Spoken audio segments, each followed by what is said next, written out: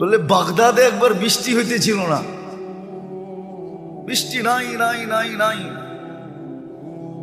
তো সুন্নত অনুযায়ী বাগদাদের ওলামা আল্লাহওয়ালা মানুষ সব বাগদাদের জামে মসজিদে জমা হয়েছে। ফজরের পরে ফজর পড়ছে, এশা পর্যন্ত দোয়া করছে, কিন্তু বৃষ্টির কোনো চিহ্ন হয় নাই। এশারের পরে চলে গেছে। তো মালিক ইবনে দিনার রহমতুল্লাহ আলাইহি বলেন, আমি বসা ছিলাম মসজিদে, তো দেখলাম এক জীর্ণ শীর্ণ গোলাম, জীর্ণ শীর্ণ গোলাম কৃতদাস ঢুকলো। কেননা কৃতদাস দেখলে বোঝা যায়, আপনারা দেখেন তো না, এই জন্য বুঝবেন না। আফ্রিকায় আছে এখনো, নাইজেরিয়ায় ওদের পোশাকই ভিন্ন, ওদেরকে দেখলেই চেনা যায় যারা কৃতদাস। আমিও চিনতাম না, প্রথমবার যখন গেছি তো জিজ্ঞেস করছি এদের পোশাক এরকম কেন, তো বলছে এরা অমুকের কৃতদাস। সবাই আবার ভিন্ন ভিন্ন আছে। যেমন আমাদের রাগ হয়ে যাবেন বলমু না, রাগ হয়ে যাবে। আমাদের যেরকম কিছু লোককে দেখলেই বোঝা যায় উনি কোন দরবারের সাথে সংযুক্ত, টুপি দিয়া, পাঞ্জাবি দিয়া, এমনকি পকেট দিয়েও বোঝা যায়। তো এরকম রাগ হয় না কিন্তু আবার। তো ওই দেশে এরকম বোঝা যায়, প্রত্যেকের আলাদা, গোলামের কৃতদাসের আলাদা আলাদা ইউনিফর্ম আছে, দেখলে বোঝা যায় এটি ওনার। তো কৃতদাস দেখলেই বোঝা যায়। আইসা ঢুকছে, সাধারণভাবে 2 রাকাত নামাজ পড়ছে। ওরা হাত উঠায় বলতেছে, আল্লাহ বৃষ্টি বন্ধ করছো তো বন্দা তোমার কাছে হওয়ার জন্য।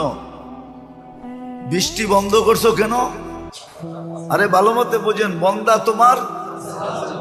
ফজরের পরের থেকে তো এশা পর্যন্ত সব মসজিদে বসা ছিল, এখনো তো বৃষ্টি দিলেন না, এক্ষণ দিবেন, এক্ষণ। তো মালিক ইবনে দিনার রহমতুল্লাহ আলাইহি বলতেছে, ও বলতেছে এক্ষণ দিবেন, ও বলতেছে আর আকাশে গর্জন উঠতেছে, নামছে ঝুমঝুমায়া বৃষ্টি। আমিও আটকায় গেছি, ও আটকায় গেছে। বৃষ্টি যতক্ষণ বর্ষণ হওয়ার প্রয়োজন ছিল বর্ষণ হয়েছে। ও মসজিদ থেকে বাহির হয়ে চলে গেছে, বাহির হয়ে চলে গেছে। আমি দূরত্ব নিয়ে একটু পিছে পিছে গেছি, যায় কোথায়, যা দেখলাম এক বাড়িতে ঢুকছে। আর ওই বাড়ি ছিল, মালিক ছিল, উনি কৃতদাসের ব্যবসা করতেন, কিনা কিনা আনতেন আর বেশি দামে বিক্রি করতেন। ব্যবসা ছিল এক জমানা এটা। তো যা ঢুকার পরে দেখলাম এক কোনায় জীর্ণ শীর্ণ বসে আছে। তো মালিককে ডাকলাম যে এই গোলাম বেচবা? এটা তো কোনো কামেরই না, এটা নিয়ে কি করবা? গোলাম তো মানুষ কিনে কাজের জন্য, সহযোগিতার জন্য, সাহায্যের জন্য, এটা তো কোনো কাজের না। এটা তো কিনা আমি টাকা লস করছি, এটাকে তো শুধু খাওয়াইতেই হয়, কোনো কাজ কুছ পারে না। দেখো না শরীরে কোনো হাড্ডি ছাড়া কিচ্ছু নাই। তো মালিক ইবনে দিনার রহমতুল্লাহ আলাইহি বলতেছে, তুই বেচবি কিনা এটা কর, কি আছে না আছে ওটা তো আমার তোর দরকার নাই, বেচবি?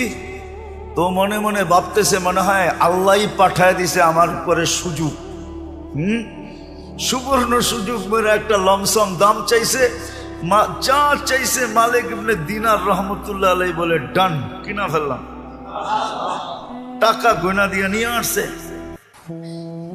আনার পরেও কৃতদাস জিজ্ঞাসা করতেছে, মালিক তুই আমার এত দোষ শোনার পরও তুই আমাকে কিনলি কেন?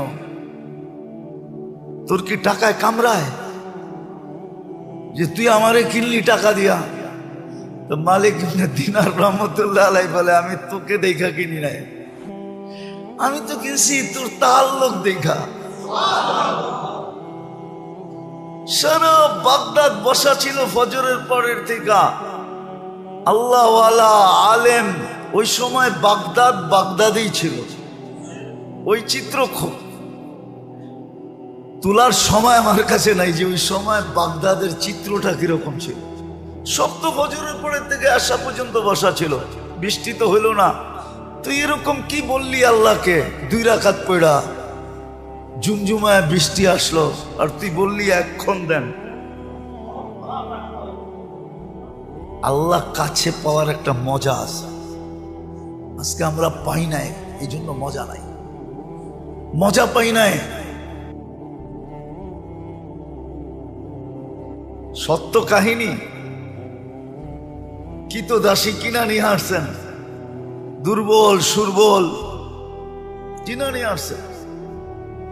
তো কি তো দাসী বলছে, মালিক সারাদিন কাজ করব বটে, কিন্তু রাত্রে তুমি আমার থেকে কোনো কাজ নিতে পারবে না। যদি এই শর্ত হয় তো আমি যাইতে রাজি। এই শর্ত যদি হয় তাহলে আমি কি যাইতে রাজি, এই শর্ত পুরা করলে। বলছে ঠিক আছে। তো সারাদিন কাজ করত, রাত্রে নির্জন ঘরে চলে যেত, নির্জন ঘরে চলে যেত। তো মালিকের একদিন আগ্রহ ঢুকছে যে ও যে আমাকে শর্ত লাগায় আসলো, শর্ত লাগায় যে আসলো যে রাত্রে কোনো কাজ নেওয়া যাবে না, দেখি ও রাত্রে করে কি। তো আস্তে আস্তে ছিদ্র দিয়া দেখতেছে কি করে। তো দেখে সেজদায় পড়া কাঁদতেছে আর বলতেছে, তুমি যে আমাকে ভালোবাসো। কি বলতেছে? আল্লাহ তুমি যে আমাকে ভালোবাসো, ওই ভালোবাসার ওয়াস্তা তুমি আমাকে আরো কাছে করো। কাঁদতেছে। তো মালিক বাহির থেকে বলতেছে, ওই পাগলি, আল্লাহ যে তোকে ভালোবাসে এটা তুই কি করে বুঝলি? তুই বারবার বলতেছো তুমি যে আমাকে ভালোবাসো, তুমি যে আমাকে ভালোবাসো, তুই এটা বল যে আমি তোমাকে ভালোবাসি। তো কৃতদাসী সেজদার থেকে মাথা উঠাইছেন, মাথা উঠাইছেন, উঠায় বলতেছে, শুন, আল্লাহ যদি আমাকে ভালো না বাসতো তাহলে এই গভীর রাত্রে ওনার কদমে আমাকে রাখতো না,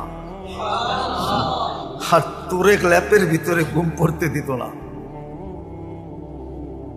তুই ল্যাপের ভিতরে ঘুমাইতেছস, তোকে ভালোবাসে না দেখি তুই ল্যাপে আসস, আমাকে ভালোবাসে দিকে বিদায়ী কুদরতি পায়ে জাগা দিছে বইলা একটা চিৎকার দিছে, জান শেষ। মালিক বলে, বইলা তো নিজের ক্ষতি করলাম, কেন টাকা দিয়ে কিনা আনছে, ক্ষতি হয়ে গেছে না, লস। কিন্তু করবে কি, দাফন কাফন তো করতে হবে। বাজারে গেছে কাফন আনার জন্য, আয়সা দেখে সবুজ কাফনে পেঁচানো,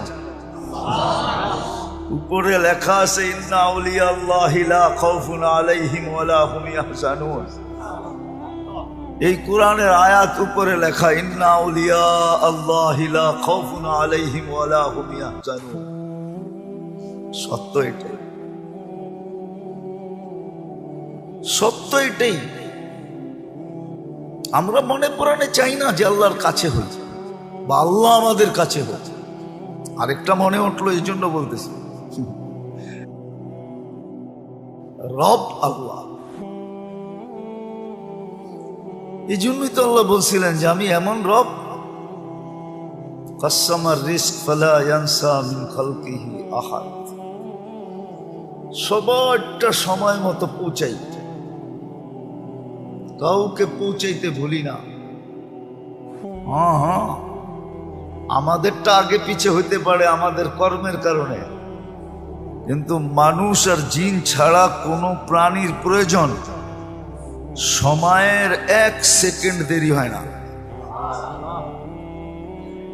হ্যাঁ, মনে উঠলো, এই জন্য বলতেছি, জানি না আপনাদের মনে আছে কিনা, মুসা আলাইহিস সালামের জামানায় অনাবৃষ্টি হইতেছিল, বৃষ্টি হয় না হয় না হয় না হয় না, জমিন শুকায়া কাঠ হয়ে গেছে। তো মুসা আলাইহিস সালাম বনি ইসরাইলদেরকে বলতেছিল, চলো আল্লাহর কাছে বৃষ্টির জন্য দোয়া করি। যেই খরা চলতেছে, কিছুদিন পরে কিচ্ছু থাকবে না। দেখেন না মাঝে মাঝে উন্নত দুনিয়া, দেখেন না আমেরিকা, কানাডা, ইংল্যান্ড, ফিনল্যান্ড, ইউরোপে মাঝে মাঝে দেখেন না বুশ ফায়ার হয়, বুশ ফায়ার, বুশ ফায়ার বোঝেন? আগুন লেগে যায় দেখেন না জঙ্গলে, হ্যাঁ অস্ট্রেলিয়াতে হয়, এবার তো আমেরিকায় হয়েছে জীবনের সেরা। তো এটা হলো খরার কারণে, শুকাইতে শুকাইতে শুকাইতে শুকাইতে এক সময় গরমের কারণে আগুন ধরা যায়। তো মুসা আলাইহিস সালাম চলছে বৃষ্টির জন্য, দোয়া করবে বনি ইসরাইলকে নিয়ে। আর আগে নিয়ম ছিল যেদিন ইস্তেসকার নামাজ পড়বে ফজরের পরের থেকে কিছু খাবে না, রোজার মতো থাকবে, রোজার মতো। এমনকি বাচ্চাদেরকে মা দুধও দিবে না, জানোয়ারকে কোনো খাওয়া দিবে না, যেন সবাই আল্লাহর দিকে ফিরে। তো আধা রাস্তায় জয়া বলতেছে চলো দোয়া করতে হবে না, বৃষ্টি চলে আসবে। বনি ইসরাইল একটু গারতারা জাতি ছিল, গারতারা, গারতারা বুঝেন? আবার বরিশালের মানুষ থাকলে চেতা যাইব, ঠিক না? মুই কি কম বুঝি, মোরে কম বুঝাইতে হইবে, মুই কি কম বুঝি? বনি ইসরাইল এরকমই ছিল। বলতেছে মুসা দোয়াই তো করলাম না আলাইহিস সালাম, দোয়াই তো করলাম না, বৃষ্টি কোত্থেকে আসবে? তাইলে কষ্ট করে আনাইলাই কেন? তো পুরা জাতি তর্কে বিতর্কে জড়ায় গেছে মুসা আলাইহিস সালামের সাথে। তো মুসা আলাইহিস সালামের বলার ইচ্ছা ছিল না, তো বলছে শোনো, তোমাদের দোয়ার আগে পিপিলিকার দোয়া কবুল হয়ে গেছে। পিপিলিকা আল্লাহর কাছে দোয়া করছে, লিমা তুআদ্দিবুনা বিদুনুবি ইবাদিক, এলাহি তোমার বন্দার গুনার কারণে আমাদেরকে শাস্তি দাও কোন দুঃখে? গুনাহ তো তোমার বন্দা করছে, মানুষ গুনাহ করে, প্রাণী তো গুনাহ করে না। মানুষের গুনার কারণে আমাদেরকে শাস্তি, এটার যুক্তি কি? কোন যুক্তিতে? তো বলছে এই যে খরা, খাদ্যগুলা সব শুকায়া কাঠ হয়ে গেছে, আমাদের দাঁতগুলা নরম, চাবাইলে দাঁত ভাঙ্গা যায়, খাদ্য খাবো তো দূরের কথা, উল্টা দাঁত হারায়া ফিরে আসতে হয়। আর বৃষ্টি হইলে খাদ্যের ভিতরে পানি ঢোকে, ওগুলা সফট হয়, নরম। পাওয়া রুটি তো এই জন্যই পাওয়া রুটি কয়, ঠিক না? টোস্টরে তো এই জন্যই টোস্ট কয়, ঠিক না? টোস্ট খাইলে মনে হয় যে কাঁকড়া ভাজা চাবাইতেছে, ঠিক না? কটকট খটখট শব্দ হইতেছে, ঠিক না? তো কয় যে নরম হইলে আমাদের খাইতে সুবিধা হয়। এখন তো সব কাঠ হয়ে গেছে, কামড় দিতে দেরি, দাঁত হারাইতে দেরি হয় না। আমাদের সাথে এই ব্যবহার কিসের জন্য? তা আল্লাহ পিপিলিকার অভিযোগ গ্রহণ করছেন, বৃষ্টি পাঠায় দেওয়ার সিদ্ধান্ত নিয়ে নিয়েছেন। তো যেটা বুঝাইতেছিলাম দোষ তো আমাদের, প্রয়োজনও আমাদের, দোষও আমাদের। তো সবচেয়ে বেশি ঘনিষ্ঠ হওয়া দরকার ছিল আল্লাহর সাথে, কেননা আল্লাহ মহাকর্তা, মহা পালনকারী, লালনকারী, পালনকারী, রক্ষক, সুরক্ষাকারী, হেফাজতকারী আল্লাহ। ওনাকে কাছে নেওয়ার, ওনার কাছে হওয়া উচিত ছিল, ওনাকে কাছে করা উচিত ছিল। আর সত্য আমরা করি নাই বিদায় মজা পাই না। যে যেটা খায় নাই ওরে বয়ান দিয়ে এটার মজা বোঝানো যাবে না, ঠিক না? যে যেটা খায় নাই ওরে ওইটার মজা বয়ান দিয়া, হাকি মজা অন্য জিনিস, স্বাদ অন্য জিনিস। এই জন্যই তো কবিতা আসছে, নাহলে কবিতা আসতো না। কি যাত না বিষে বুঝিবে সে কিসে, কবু আসি বিষে ডংসি নিজারে। সাপের ব্যথা তো ওই বুঝবে যে যাকে সাপ ছোবল দিছে, ঠিক না? যাকে ছোবল দেয় না, আপনি কাউকে মাথা ব্যথা বুঝাইতে পারবেন? কিন্তু যার হয়েছে সে তো বোঝে। কি ঠিক না? তো না হইলে বোঝা যায় না আল্লাহর কাছে হওয়া যে কত মজা। নাইলে এই কথা কোনোদিন হইতো না। আউলিয়ানে লাথ মারি, আল্লাহ ওয়ালারা দুনিয়ায় লাথি দিতেন না। থাকে দুনিয়ার ভিতরে, লাথি দেয় দুনিয়াকে। এটা আপনার যুক্তিতে আসে নাকি? যে থাকতেছে দুনিয়াতে, খাইতেছে দুনিয়ারটা, পড়তেছে দুনিয়ারটা, লাথি দিতেছে কাকে? এটা হয় যুক্তিতে? কিন্তু ওনারা জানে কেন লাথি দিতেছে, কেন লাথি দিতেছে। সত্য এটাই। এই জন্যই দুনিয়ায় দুই দল হয়ে গেছে। একদল দুনিয়ার পিছে দৌড়াইতেছে, দুনিয়া ওদেরকে লাথি দিতেছে, ফুটবলের মতো লাইতাইতেছে আর ক্লান্ত করতেছে, গাম জড়াইতেছে। আর আরেক দল দেখা যায় আল্লাহর দিকে দৌড়াইতেছে, দুনিয়া ওদের পিছে দৌড়াইতেছে আর ওরা দুনিয়াকে লাথি মেরা সরাইতেছে। সর, আমার দরকার নাই, আমার আমার দরকার নাই, আমার দরকার নাই, আমার প্রয়োজন নাই। ওরা দুনিয়াকে লাথি মারতেছে আর একদল আছে যাদেরকে দুনিয়া লাথি মারতেছে, ক্লান্ত করতেছে। তো যেটা বুঝাইতেছিলাম, না না জানি না এতক্ষণ পর্যন্ত বুঝে আসছে কিনা, সবচেয়ে বেশি আমাদের উচিত ছিল আল্লাহকে সঙ্গে নেওয়া, আল্লাহর কাছে হওয়া। এটাই মুসলমানদেরকে আল্লাহ বুঝাইতে চাইছিলেন। কুল্লি কামা উরিদ আকুন লাকা কামা তুরিদ, আমি যেমন চাই তেমন করে দেখাও, তুমি যেমন চাবে আমি তেমন করে দেখাবো। কুল্লি কামা উরিদ আকুন লাকা কামা তুরিদ। আবার করার ভিতরে আল্লাহ যে করা চাইতেছেন আমার ভিতরে, আমার থেকে, আপনার থেকে, এটা কি অনেক বেশি? না, ওটো সীমা দিয়া দিছেন, সাধ্যের বাহিরে না, অতিরিক্ত না। অতিরিক্ত যদি বৈধ হইতো তাহলে এই হাদিস কোনোদিন হইতো না। তিনজনে বৈশা যুক্তি পরামর্শ করা, তিনজনে ঘোষণা দিতেছে আমি সারা রাত্র ইবাদত করব, আরেকজন বলতেছে আমি সারা জীবন রোজা রাখবো, আরেকজন বলতেছে আমি বিয়ে শাদী করব না।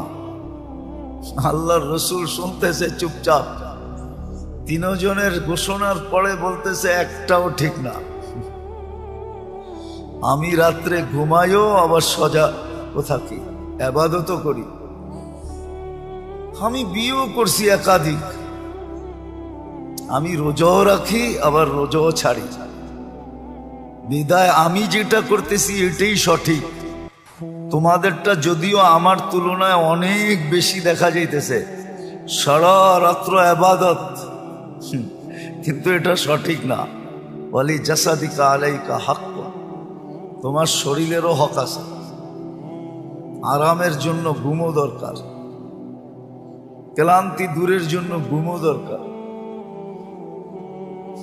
সুস্থতার জন্য ঘুমও দরকার। আল্লাহর রসুল বুঝেইছেন। তাহলে বুঝা গেল সাধ্যের বাহিরেও না, অতিরিক্ত না, সহজ করছেন। আল্লাহর কাছে হওয়া, আল্লাহ পাওয়া সহজ, সহজ ছিল। যদি আমি শিখতাম, যদি আমি করতাম, করলে সহজ, শিখলে সহজ। আমরা তো শিখিও না, করিও না, এই জন্য আমাদের কাছে কঠিন মনে হয়। অপরিচিত জায়গায় যাইতে মানুষ যাওয়ার আগেই ভীতু হয়, অনেক ভাবনা ভাবে, ঠিক না? তো না শিখলে কঠিন মনে হয়, না জানলে কঠিন মনে হয়। আসলে কঠিন না, আল্লাহ পাওয়া তো সহজ। অনেকবার বলছি, এবারও বলতেছি, বনি ইসরাইলের ওই বদমাশ, আল্লাহর জন্য তো শোভনীয় না শব্দটা, দুই শব্দে আল্লাহকে পটায় ফেলছে। রাজি করে ফেলছে, খুশি করে ফেলছে, নিজের পক্ষে নিয়ে নিছে। কেমন নেওয়া নিছে? আল্লাহ মুসা আলাইহিস সালামকে বলছে জানাজা আপনার পড়াইতে হবে, যে জানাজায় শরীক হবে তার গুনাহ মাফ হবে। অথচ লিস্টেড বদমাশ। হ্যাঁ, বদমাশির দিক দিয়া পুরো বনি ইসরাইলের 1 নম্বর সেলিব্রিটি। বদমাশির দিক দিয়া সবাই চিনত বদমাশ, কিন্তু শেষ মুহূর্তে এসে এমন এক শব্দ বলছে, ইয়া মান লা তাদুররুহু যুনুব ওয়া লা তানফা। ও আল্লাহ, গুনায় তোর কোনো ক্ষতি সাধিত হয় না, আর লাভও হয় না, না লস না লাভ। ওয়ালা তানকুসুহুল মাগফিরা, মাফ করে দিলে তোর ভান্ডারে কমেও না। ফাআমুতু ফরিদান ওয়াহিদা, দেখ আমি লোকালয়ের বাহিরে একা একা পড়া মরতেছি। ওয়া আনতা কুলতা আনতাল গফুরুর রহিম, আর আপনি নাকি গফুরুর রহিম। মাফ যদি না করলেন তো আপনি গফুরুর রহিম হইয়া আমার লাভটা হইল কি? এতটুক কথা বুঝলে অনেক কিছু, না বুঝলে কিছুই না। আল্লাহকে বিলকুল পক্ষে নিয়ে আসছে, বুঝার বিষয়। আজকে আমাদের সবচেয়ে বেশি যাকে কাছে করা দরকার ছিল, সঙ্গে লওয়া দরকার ছিল, বিশেষ করে মুসলমান, বিশেষ করে উম্মতে মুহাম্মদ। হায়, বিশেষ করে উম্মতে মুহাম্মাদি। কেন আমাদের পরে তো আর কোনো উম্মত নাই যে আল্লাহ কারো জন্য কিছু রাখবেন। আমাদের পরে তো কোনো উম্মত নাই, আছে নাকি? হ্যাঁ, যে কারো জন্য কিছু রাখবেন। পিছনে কেউ থাকলে না তার জন্য কিছু উঠায় রাখে, ঠিক না? বাঁচায় রাখে, ঠিক না? আমাদের পরে তো উম্মত নাই, কার জন্য বাঁচাবেন, কার জন্য উঠায় রাখবেন, কার জন্য আলাদা করবেন, কার জন্য পৃথক করবেন? অ্যানালাইসিসের বিষয়। আমাদের নবীজির পরে তো নবী নাই, আছে নাকি? মুহাম্মদুর রাসূলুল্লাহর পরে কেউ আছে? হ্যাঁ, আপনি যদি মনে মনেও ভাবেন তারপরেও গুনাহ। মুহাম্মদুর রাসূলুল্লাহর পরে কোনো নবী নাই, কোনো রসুল নাই, খাতামান নাবিয়্যিন। অনেক সময় আমাদের সমাজের কিছু মানুষ আছে ধোকায় পড়ে, আপনিও ধোকায় পড়তে পারেন। হ্যাঁ, কিন্তু আমি বলবো গুইসাপের মতো বিদ্যাও আপনার, আকল আপনার কাছে নাই। হাদিসে দাব আছে, দাব। গুইসাপকে আল্লাহ রসুল জিজ্ঞাসা করছিলেন, কুল মান আনা, আমি কে? তো গুইসাপ স্বীকারোক্তি দিছে, আনতা রাসূলুল্লাহ রাব্বিল আলামিন, সমস্ত জগতের রবের রসুল, খাতামান নাবিয়্যিন। অনেক মিথ্যাবাদী আসবে, সব মিথ্যা, আপনিই সর্বশেষ নবী। গুইসাপ বুঝলে আপনি বোঝেন না কেন? আগেরটাও বলছে, মান আমানা বিকা ফাস, যে আপনাকে ধরে রাখবে সেই কামিয়াব হবে। মান কাদিবা খাবা ওয়া খাসির, যে আপনার থেকে দূরে সরবে ও চির হতভাগা হবে। আমার আজকে ভাগ্য খুলে গেছে। লাব্বাইক ওয়া সাদাইক ইয়া সাইনা ওয়া ইয়াউমিল কিয়ামা। ও কিয়ামতের বাদশা, আমার ভাগ্য খুলে গেছে। আপনার তো গুইসাবের সমানও বিশ্বাস নাই। তো যেটা বলতেছিলাম, আল্লাহর কাছে হওয়া দরকার ছিল, আল্লাহকে কাছে করার দরকার ছিল, কসম খোদা। এই জন্যই চিৎকার ছিল, চিৎকার। আমরা পড়ি তো না, জানি তো না। এই জন্যই সাহাবা সবসময় চিৎকার দিতেন, ইয়াকফিনি আল্লাহ, আল্লাহু কাফিন, আল্লাহ আমার জন্য যথেষ্ট। খালেদ রাদিয়াল্লাহু তাআলা আনহুর কথা হাজারো বার আছে। উনি যুদ্ধের ময়দানে যখন নামতেন তো সবাই ওনাকে সতর্ক করতেন, খালেদ তুমি একা, সামনে হাজার হাজার, তো ওনার চিৎকার এটাই হইতো, আল্লাহ আমার জন্য যথেষ্ট। সরেন থেকে